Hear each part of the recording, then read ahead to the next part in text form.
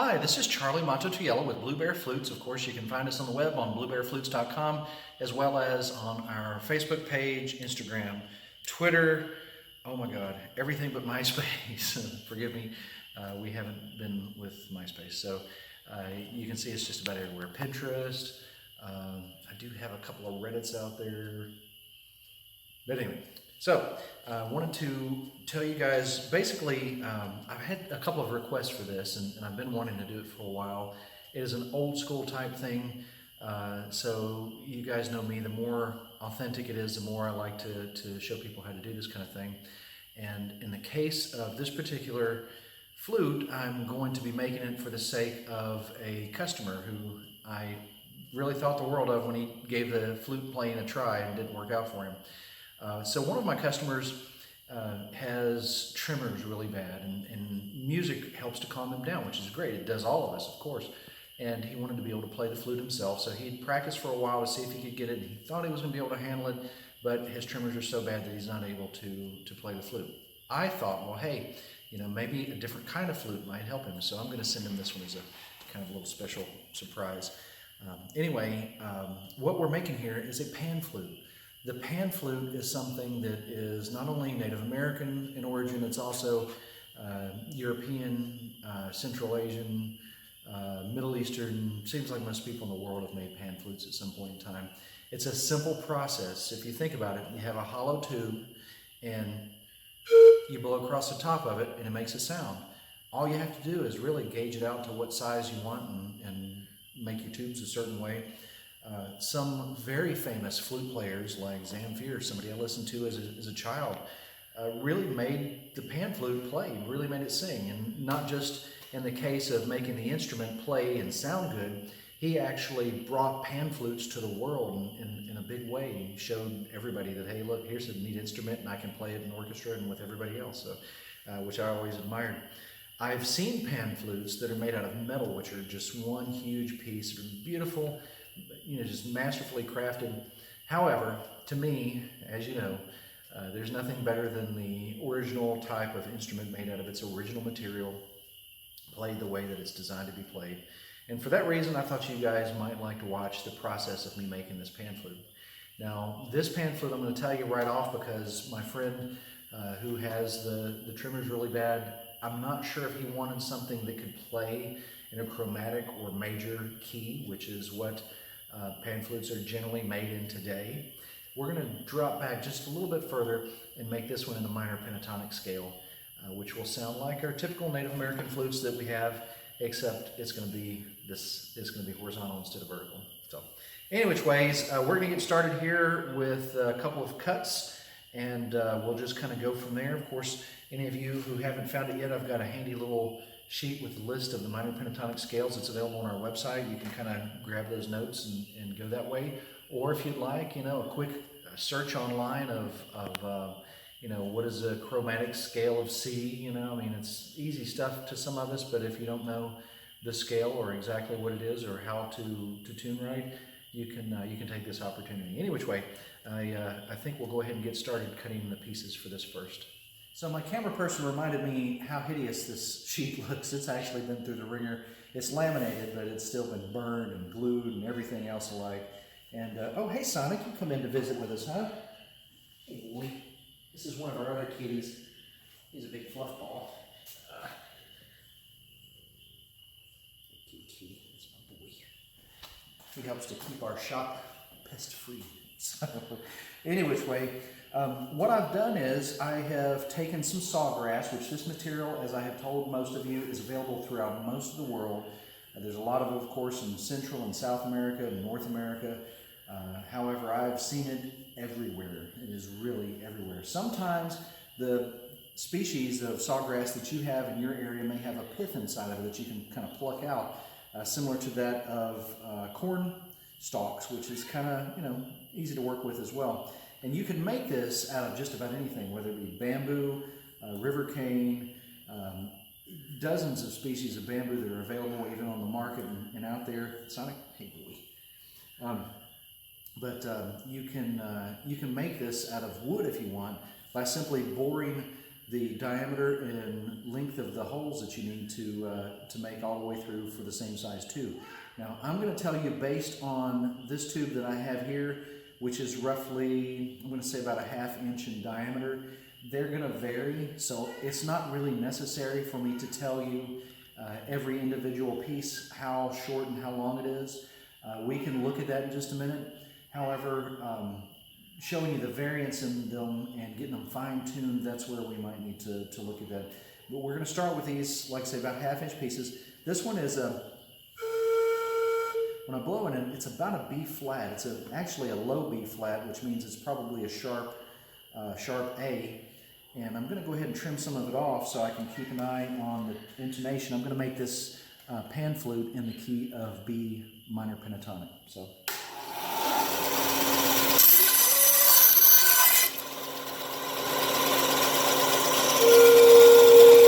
It's B flat.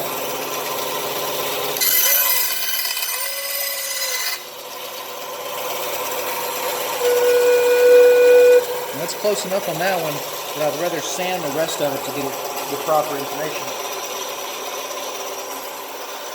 This piece of sawgrass, I'm just going to go ahead and take this end of it off and see if we can get it to go to the next note, which is going to be a D. Once again, we'll clean all this up and get it more pretty shortly. So let's see where we're at here.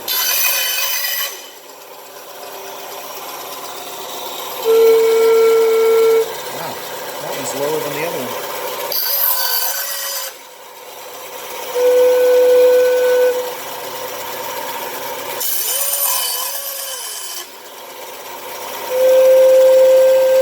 There's a C.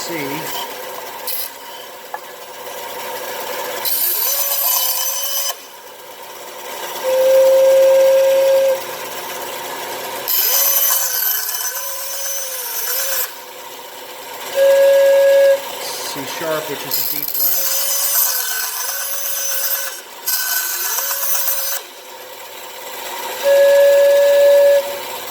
So sharp, C sharp.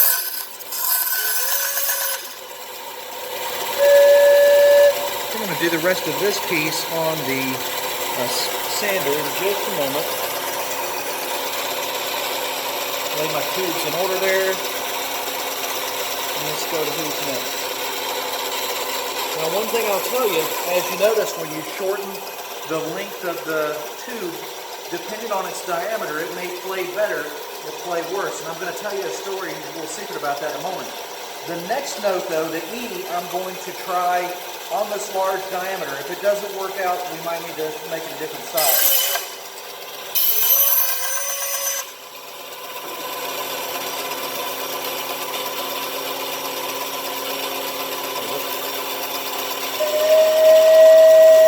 That's an E flat, so hey, you know.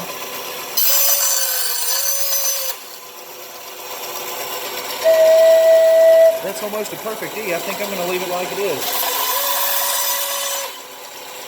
I'll give you some more detail about choosing the right size tube for your tone you're trying to shoot for in just a moment, though. Let's see, who is next? Now, honestly, I don't know if the F sharp is going to be good out of this size tube. However, we'll try it and see where it takes us.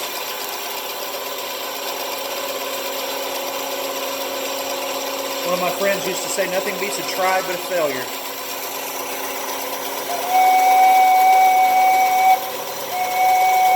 Wow. Better be careful sanding that one. Take the end off of it. And the next note, we're going to need a high A. I'm going to go ahead and skip down a couple of links and find what I believe is going to make a better high A.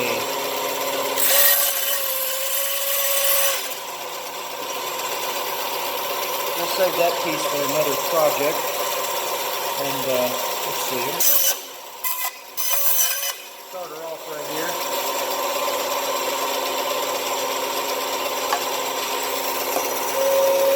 Yeah, that's not making a good sound there. probably because of some of the material that's down inside of it.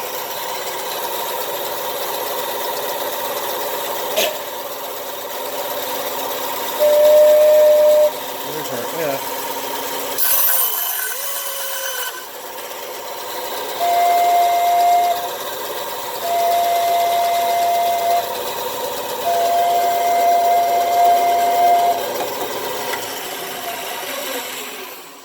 Sometimes with high tones, it's hard for the tuner to hear and distinguish those over other high tones. So I need to stop it for just a second. Looks like we're looking at an F there, which my kitty's like, hey. Hey, Sonic. You ready to go home, buddy?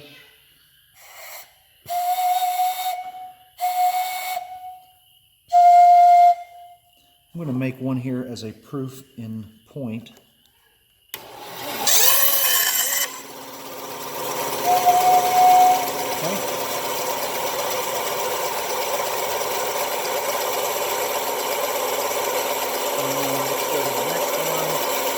Still need to make that A.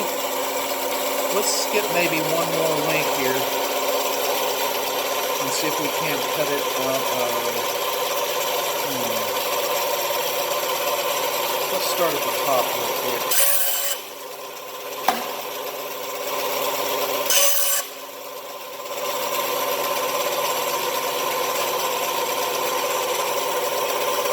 Now, for those of you who don't know, most species of bamboo, river cane, sawgrass, anything like this have something inside of them.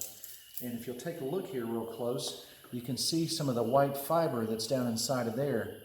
That fiber stops the flute from producing its sound correctly, and usually the smaller the material, the more prevalent that fiber will be. It is available down in the bottom pieces, but like I say, you'll see a lot more in the top pieces. That's better. That's a C sharp.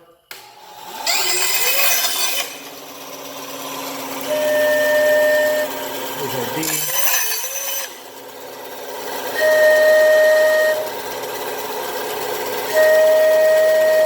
E flat.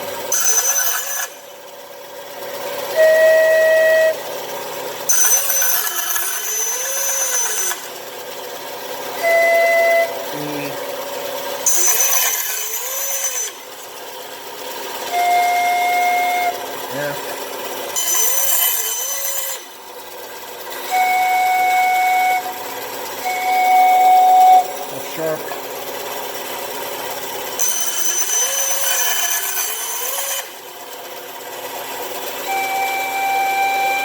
G.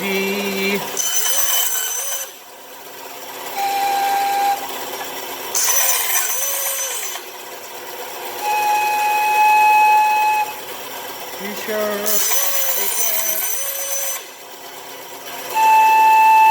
There we go, there's an A, so we'll leave him like he is. Keeping the size of this piece in mind, we can make the B about the same size and trim it down to fit.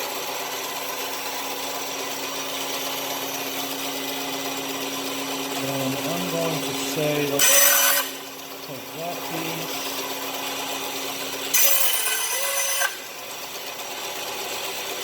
Let's see.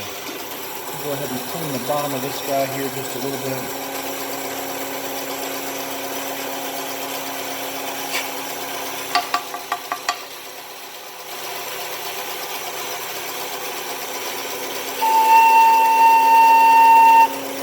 Flat.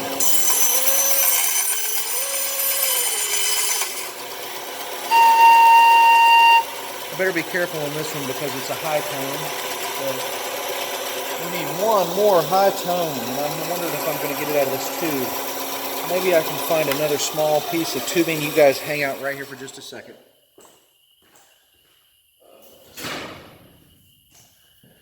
We have a few extra pieces of this laying around. From making both four-hole whistles as well as our sawgrass flutes. And you can see the diameter is just a little bit different on this one. It's a slightly smaller diameter, and I think we'll be able to get the high B out of it. Actually, let's test it and see which one will sound better.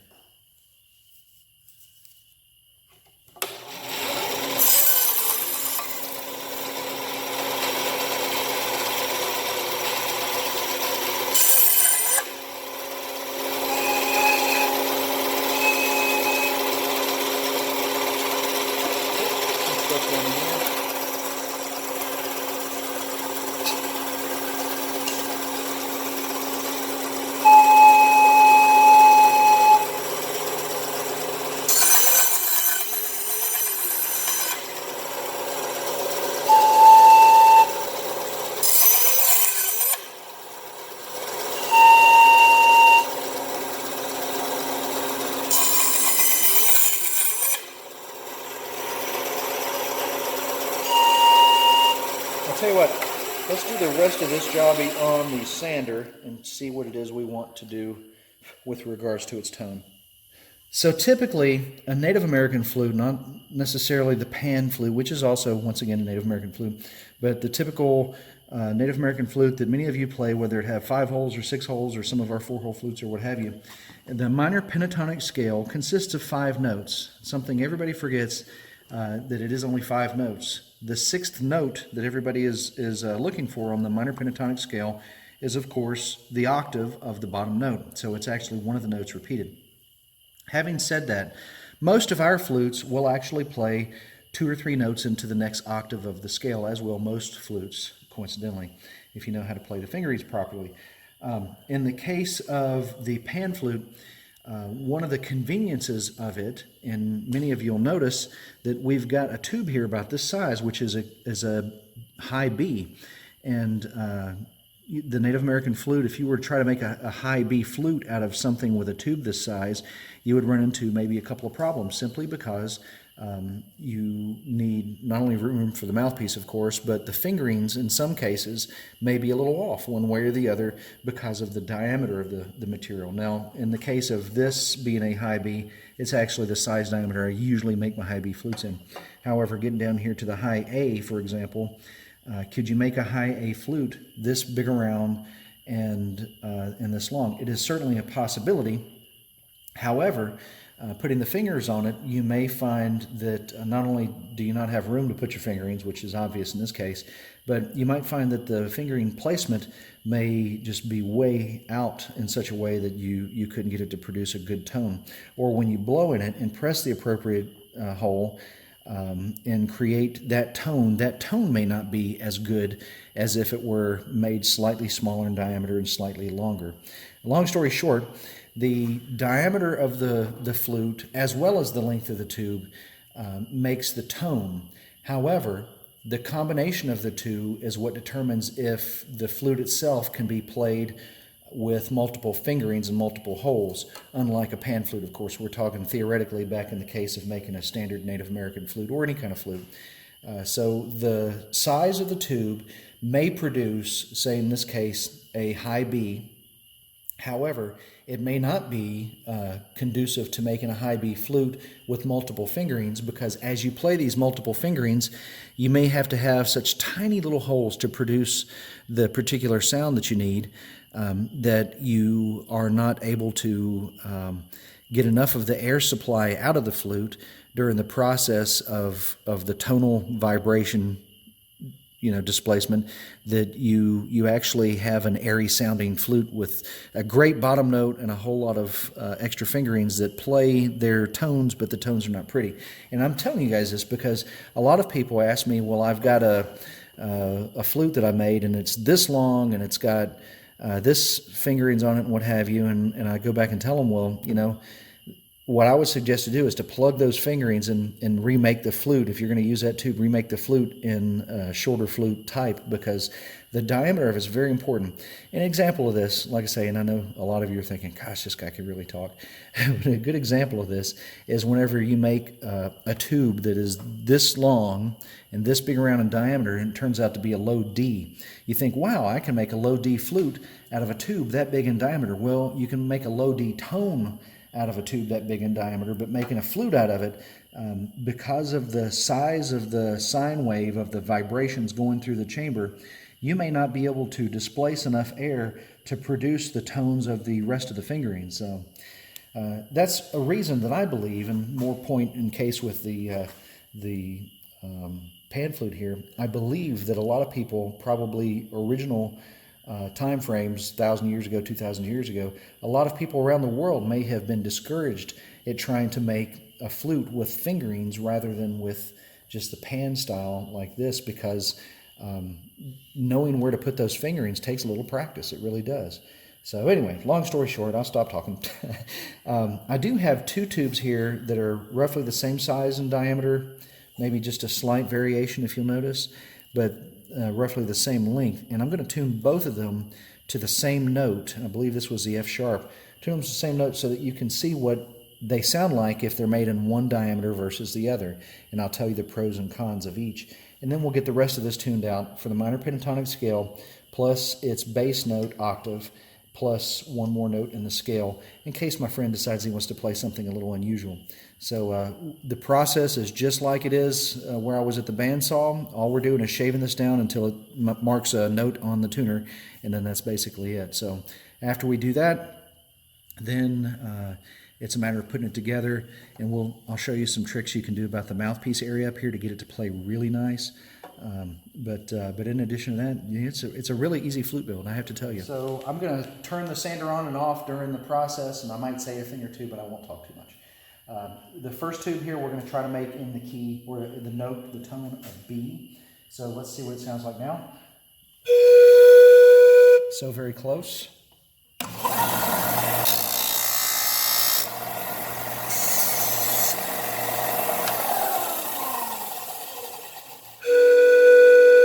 Just a little bit flat.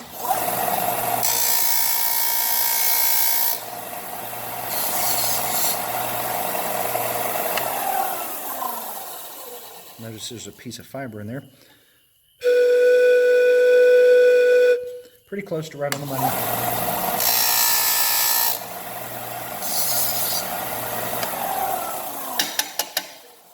This may come as a surprise to some of you, but I am a little bit of a blowhard, so I try to tune my flute sharp, knowing that anybody else that plays it, it's going to be playing flat for them. There we go, 20 cents. So that's our B tube. Let's go to the next one, which is going to be our D. It's also a D flat right now, C sharp.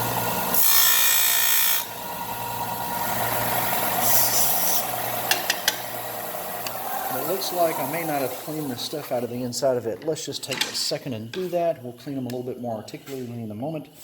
But in the meantime, just poke those fibers down in there for what of them don't come out. Very close to a D.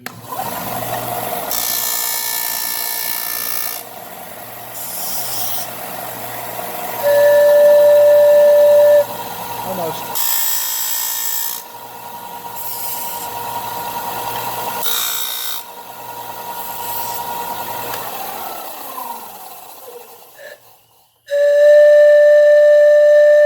Right at 20 cents sharp. I'm going to set it right beside this piece, and we'll get to working on those in just a moment. Next note is going to be the E here. Let's see what this tube sounds like at the moment. So very close. This one don't need a whole lot of work to get it to play right.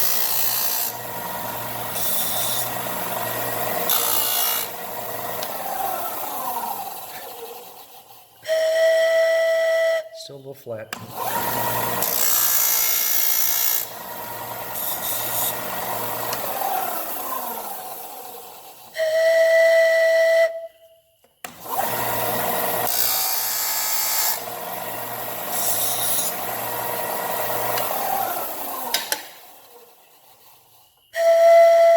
There we go, right at 20 cents. So many of you are thinking, well, I don't have a belt sander, and I don't have a bandsaw, and I don't have this, and I don't have that. Don't ever think that way. You can do just about anything without having massive tools. I'm doing it this way because it speeds the time for you to have to watch me make this flute up quite a bit. Besides, imagine how much talking I would do if I had all that time on my hands. I would just be talking and talking. Nobody wants that. Just kidding. Now that's a really good sounding F sharp. Let's make it in tune.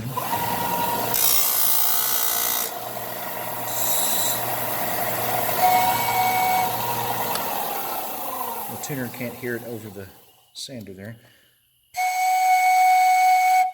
440.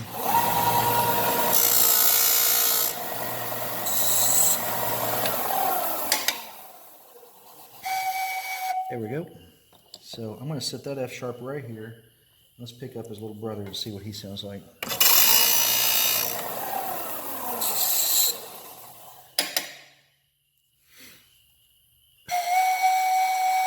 Same tone. Let's set those two there. We'll talk about which one sounds the best in just a moment, and why, and what we should do about it, and that kind of mess. I'm just going to clean the mouthpiece of this one up.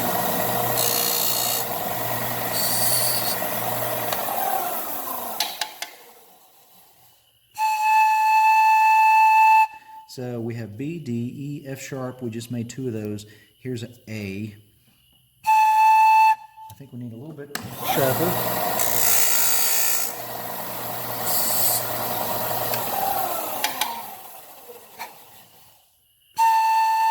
There we go. I'm going to set him right there.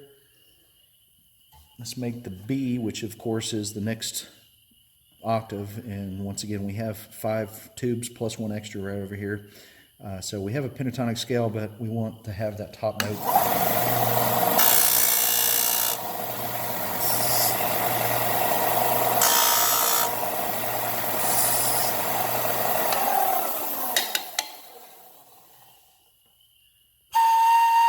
So that was B flat.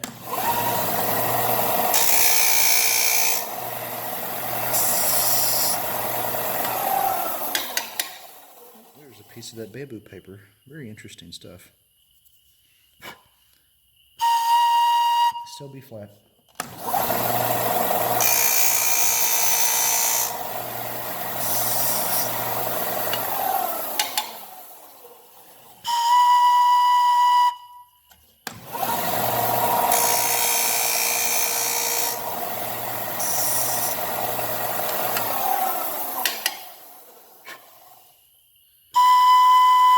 $0.20 over. That looks like a good one. Sounds like my kitty came back.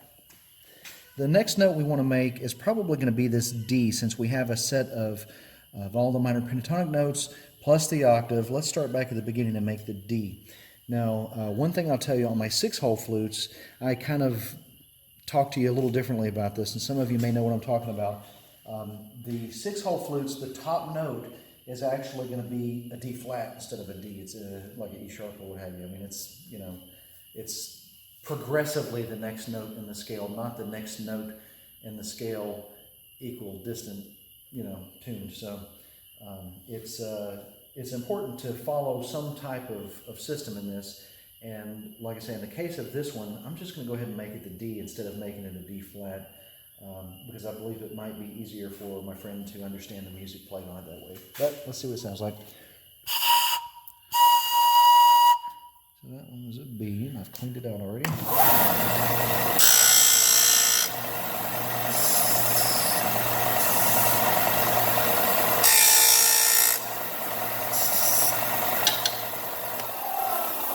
Uh-oh.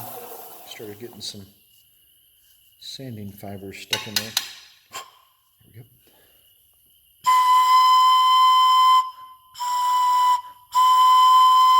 So we're at the C.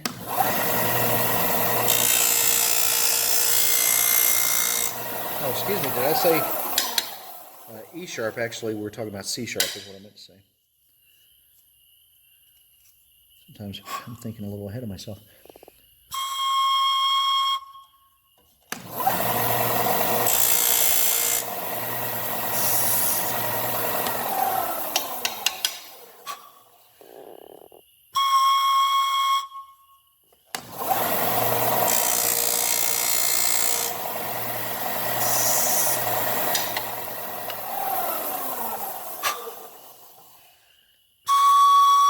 Okay, let's do a test here real quick just to check this out. I'm going to set my extra F sharp tube out of the way for just a moment. We'll get to him in just a minute. But here is 1, 2, 3, 4, 5 tones, which is a pentatonic scale, plus the octave. Let's see what it sounds like with a C sharp instead of a D. D would be the next note in the scale if you're going equal spacing there. But in our particular case, let's see what the C sharp sounds like. And I'm just going to play these notes one at a time. I'm going to pick it up, set it down, listen to it, and then we'll work about getting it put together in just a second. So let's listen at a time. Okay.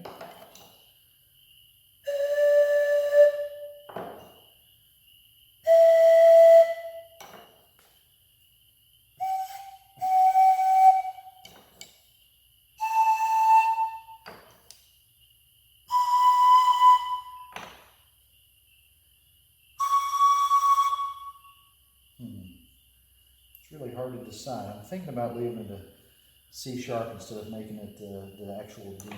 Let's just build it that way. If we don't like it, we can always go back and fix it. This is not a problem. So the next thing we're going to do is a couple of little tricks on the mouthpieces to get them perfect, and then we'll lash it together and we'll be set. Okay, so we have our tubes here, and the next step is really to clean them out a little bit. I've already done this, but I wanted to show you. I have a little cleaning brush. This is like a bottle brush or something. You can see it's a little discolored because this dude's been around for a while. We've also put it down inside of flutes, small flutes that is, that already have oil or wax inside of them, so there's a little discoloration from that. But anyway, that's one way to clean this out. Of course, air compressor really helps a lot to pick up the slack. You can bump it, and you see how much just came out of it? If I do this a few more times, more will continually come out, as it just did. So, anyways, one of the next things you want to do is very carefully and delicately, you see I'm rotating this while I'm going back and forth. That way it's slightly beveled on the outside. If you see these fibers, those fibers are slowing down the quality of air going across the hole. So let's go around circles for just a second. Lots of the fibers are gone, still a couple on the inside, and we fix that by pushing down into the piece and very gently, you know, we don't want to change the shape of it too much, but this will increase the tone quality of this little guy quite a bit. So there's that one, and then we just need to go back and do the same thing with all of them. I don't know if y'all like watching this in fast forward or not.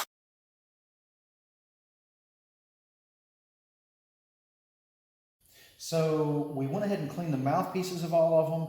I've already rodded them out with the bottle brush there. I've sanded the mouthpieces so that they're nice and smooth. Not really a whole lot of anything poking up there. Very nice and smooth. Might be a few fibers down in there, but some of them are going to stay stuck in there, and there's just really no way to get them out easily. Not unless I cut the end of this thing off and stick it on a drill, and then I can go, and then that really gets it out. But anyway, we'll worry about that later. That level of perfection is not one that we need to achieve today. So you can see there's some like ugly discoloration on the side of this thing, and you think, wow, he's going to send that to his friend. Well, check this out. I think, if I'm not mistaken, that is a sugar residue from the plant, which has like molded there over time. But look at that. Voila. Isn't that pretty? No lacquer, no nothing. It's just clean. So I've got to do those real quick here. Like I had mentioned, this particular flute could be made in major, minor, or chromatic if necessary. Typically today you'll find them that are chromatic. And it really depends, I guess, kind of like my dad used to say, 6 of one, half a dozen of another. I've been saying that a lot here lately. But depending on where you go to get it at, some people just want a quick fix, so they'll make one that's in a major key, so it'll be less notes, and it'll produce a tone that the buyer is looking for, or that they would recognize, and as soon as it's something recognizable, they feel comfortable that they could play it, and blah, blah, blah. Anyway, if I were to buy one of these anytime in the near future, I would probably buy a chromatic one. One thing I almost forgot to mention to you guys, and gals, I know a lot of ladies and gentlemen both watch our videos, and thank you so very much. One thing that I'd like to mention that my camera person mentioned to me earlier to tell you is that I've left the plug in the bottom of each of these. This is the node of the sawgrass or river cane, or in bamboo's case, bamboo's nodes are usually pretty close together depending on the species. So if you are going to use bamboo to make your pan flute like this, you're going to need to knock out a link or something every once in a while, but you want to leave the bottom link intact. So any of those of you who haven't seen how to take the node out of the inside of a piece of bamboo, please watch some more of our videos. You can just go into search and find it. I can't remember the name of it off the top of my head, but we have videos on that. Most everything about making Native American flutes, if you want to know how to do it, we have videos on that. It's one of the things I always tell people. So anyway, here's a set of those, and as promised, let's focus now on the F sharp tone. So this is our B, A, F sharp, and we have 2 of those, right? I think, are these the F sharp? What am I looking at here? Let me see what that's the F sharp. They're very close. This guy here is just a pinch sharper. Let's sit these down and see what I did, because it looks like I made an extra one. No, that's right. Yeah, so this will be the E. Yep, they're all there. Yep, there's our D. Perfect. So we have our sets. We have the 3 high ones, the 3 low ones, and here is the 2 F sharps. The reason I made these 2 F sharps is just to give you an idea of what happens when you use a different size tube to make the same tone. And apparently I skipped cleaning this one too. We have 2 different tubes that are roughly the same size and diameter, but if you'll notice, this one here is about 1.5 millimeters, 2 millimeters smaller. And for that reason, in order to get the tone properly, we actually cut one of them a little shorter than the other. So if you want to focus on me for just a second, I'll show you what the bigger one sounds like versus the smaller one. And this may convince you, well, maybe you should downscale all of your pieces of tubing there to fit this size. Keep in mind, you can also make this out of PVC. So, but anyway, I'm going to let you hear what they sound like, and you can determine for yourself which one you think is best. I'll tell you which one I think is best, and I'll tell you why I'm going to use which one I'm going to use.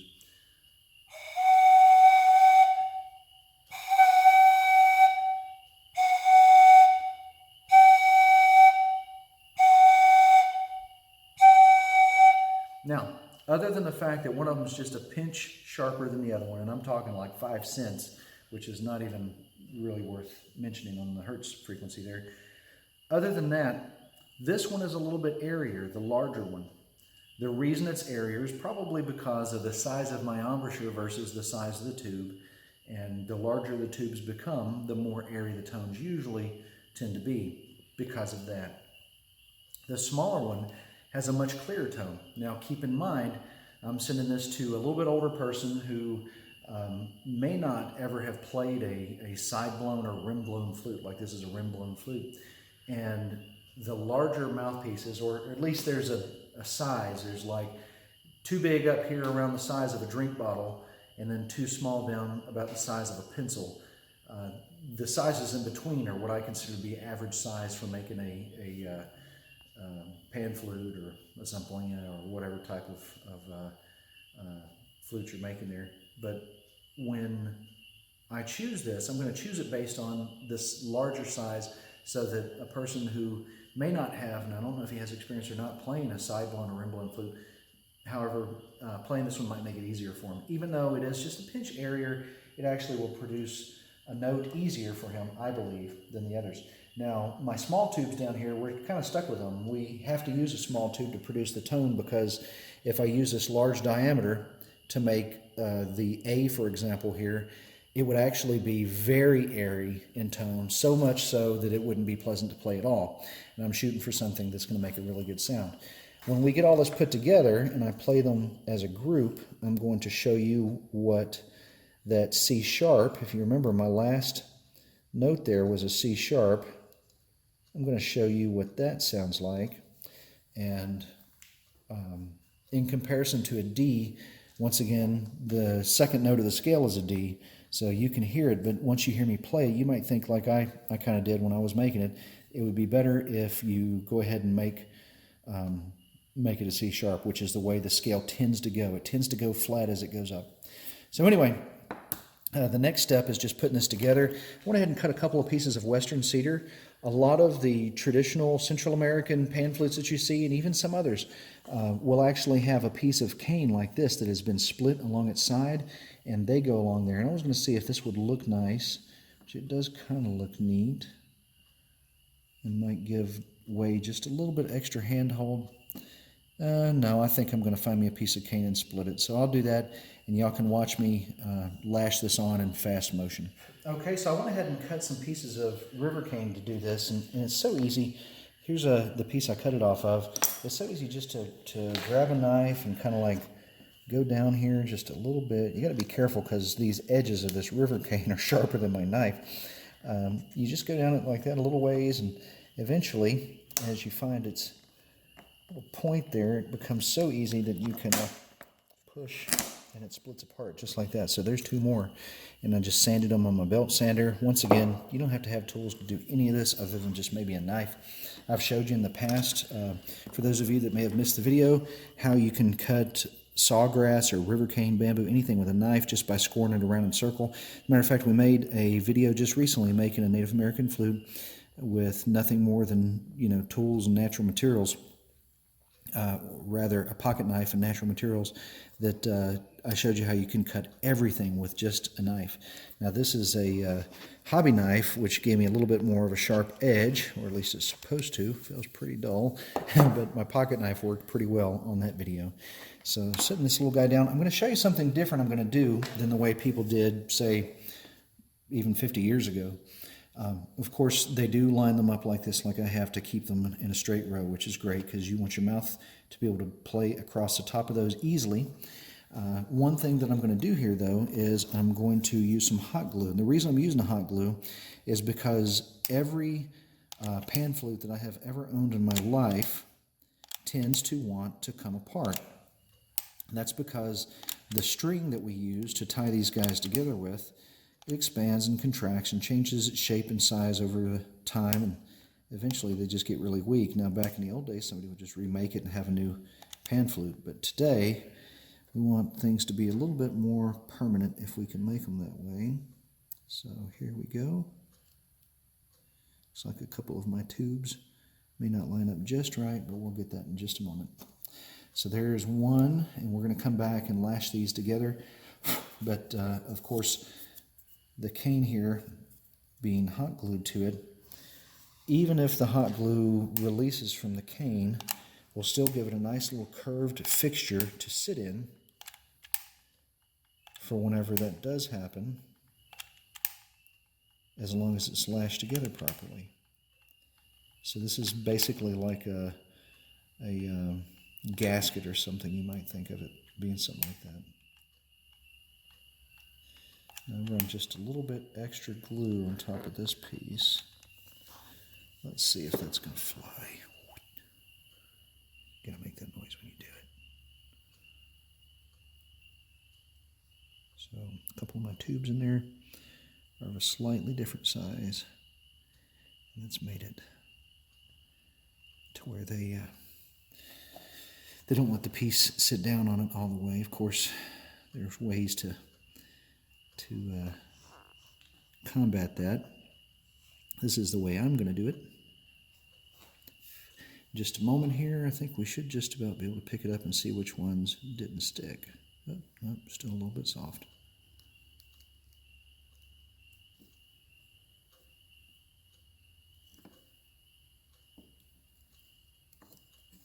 There we go.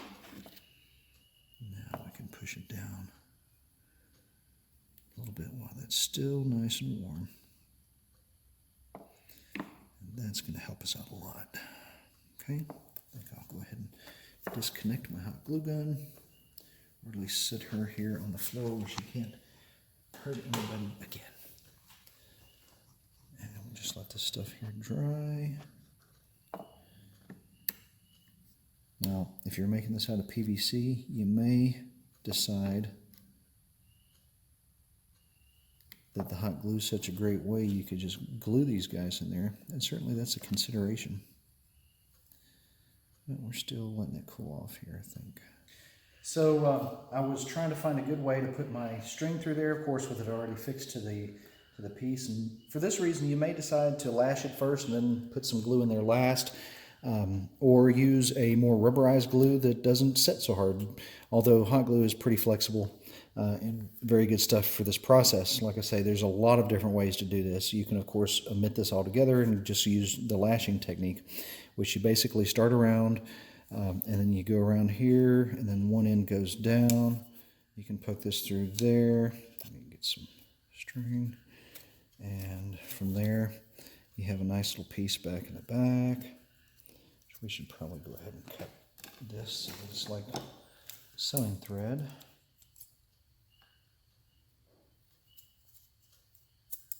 Very sharp scissors, by the way. Don't cut yourself. Anyway, so we can do this piece up here.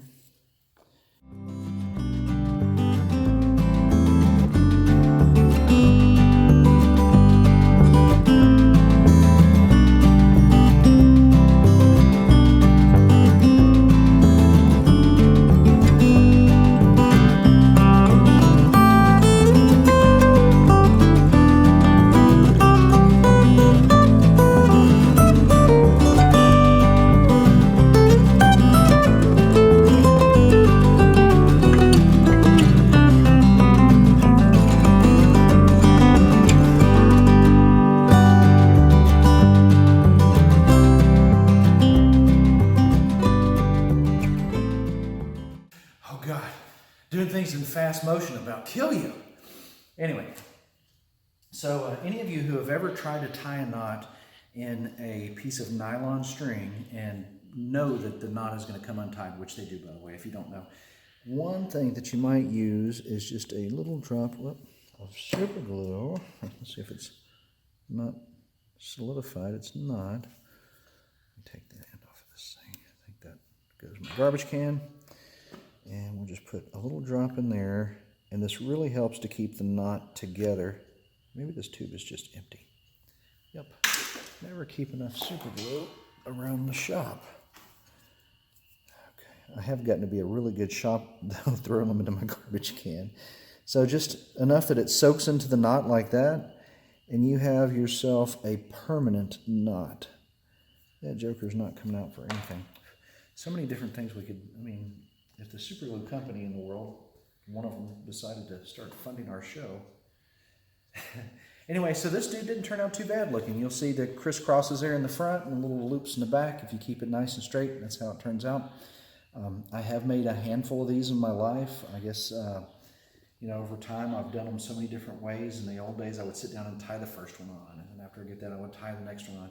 And you can go that route, but like I say, somewhere down the road it's going to get loose and a little bit wobbly, and that's where I'm hoping that the hot glue makes a nice cushion and a shape around the reed as well, which will help hold it together. So next, I'm just going to lash the other piece, and then we'll play it for a second, and you guys can tell me what you think. Okay, so I've got both top and bottom lashed together here. They're really nice and straight because we had put that original cushion of hot glue down first to give it kind of like a little contour bed. One of my tubes came up while I was working on it, which happens when you use hot glue against something that's very slick, that's not super porous. And I didn't hot glue it back down because my original goal of using hot glue was to have, once again, that little bed, that little cushion. And the one that came up is just incredibly tight against its area there. So I think we're in good shape. So I've tied the knots, and of course I have used my little drop of super glue that I've been doing forever in doing this, and I think I'm pretty happy with it. They lash together really nicely on the front. You know, a lot of the zampoñas that you see are about this size, but the double, and most of the time you'll have the low end on, I believe it's on the right side, and the high end on the left side. It's kind of personal preference, and of course you can play it either way if you're used to one way or the other. However, this one I made it with the low end on the left side with these guys in front and the high end on the right side. You can go kind of either way. I feel more comfortable playing it with low on the right, but you know, like I say, it's still a personal preference at that point. So this is what it sounds like.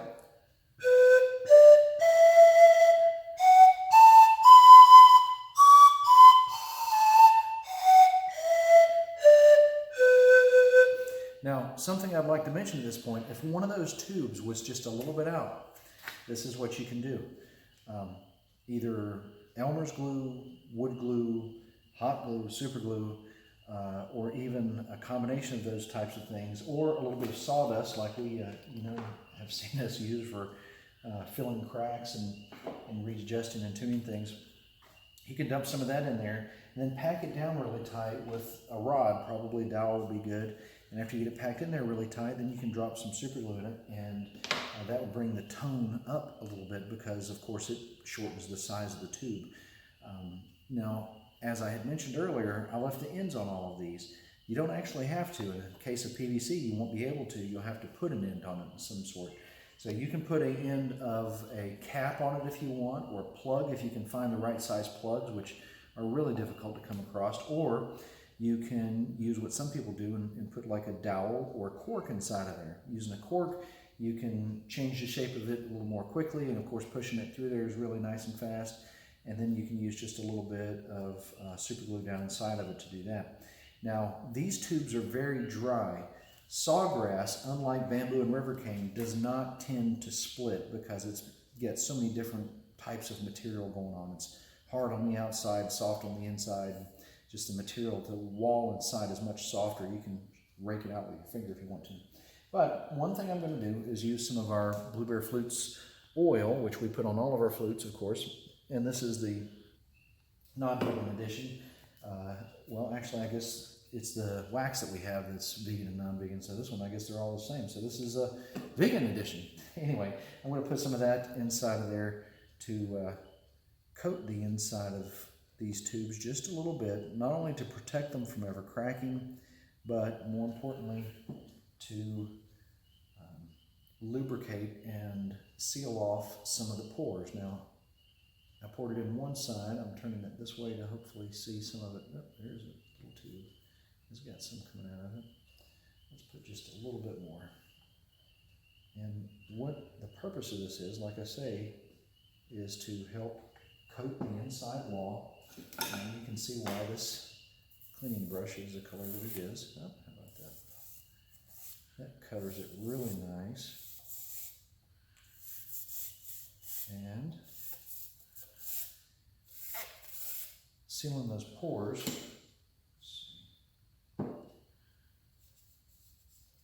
This is what it's going to do for the flute.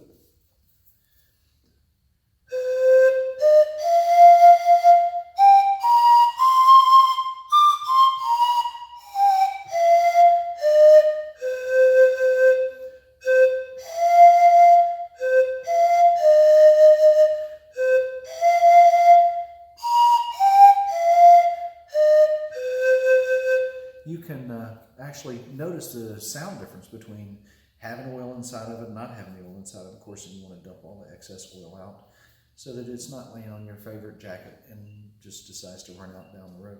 But there you have it, and a very easy, like I say, one of the simplest instruments to make, I believe, and certainly a nice example thereof.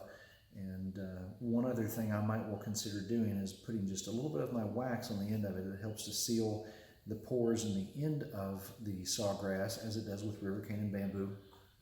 And the reason you want to seal those pores is because as they evaporate liquid, oil, water, whatever they evaporate, it actually causes the structure inside to collapse a little bit and be a little weaker, so it has that tendency to crack. Once again, sawgrass really doesn't have a tendency to crack at all, but you never can take too many precautions in the case of protecting it. And of course, too, having it nice and slick up there also makes it play a whole lot easier.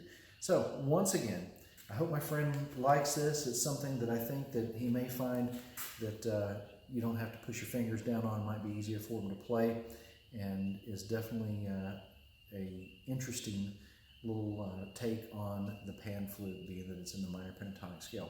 So I hope this video finds you guys well, and gals, and of course any dogs or cats that are home watching YouTube right now, I hope that it finds you well too. Meow, meow, meow, woof, woof, woof.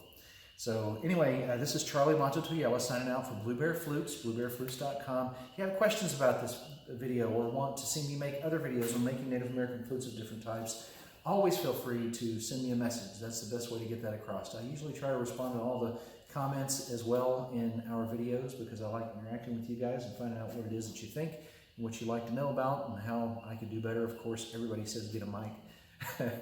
As loud and talkative as I am, and you think I need a mic, but I'm going to go with it. I'm going to do it sometime soon, just not right now. Any suggestions or comments you have, thank you so much for them. Thanks for watching. We appreciate you very much. And for that one guy out there that always thumbs down my videos, I hope you're doing well. You take care, and we'll see you very soon.